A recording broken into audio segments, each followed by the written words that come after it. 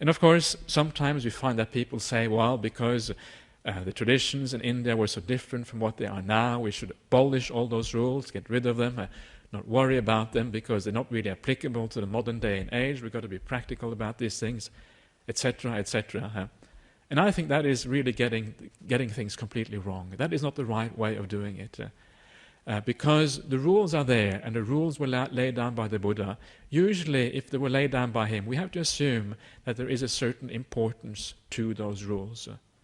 But what we can do, and this is what I think is what all monastics can do if they practice these things in the right way, is to realize that all rules of training, whether they are for monastics or for lay people, there's always a matter of interpretation there. How do you interpret these rules? How do you understand them? And if you ask two different monks or two different nuns about exactly the same rule, you're going to get slightly different responses, because it is impossible for everybody to interpret these rules in exactly the same way. You can't do that, basically.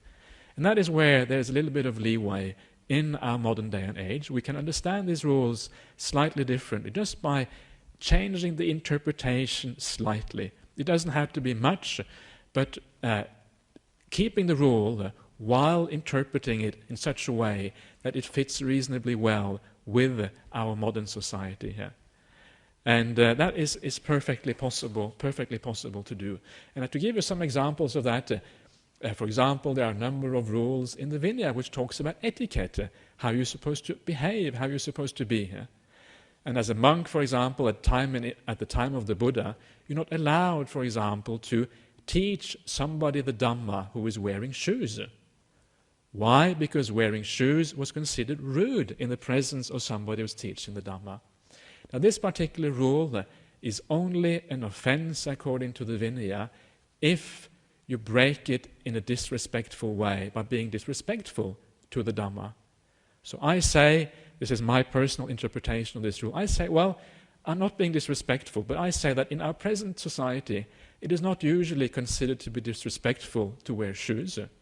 And because it's not considered disrespectful, if I break that rule, if I teach the Dhamma to somebody who's wearing shoes, I'm not being disrespectful to that rule, because times have changed.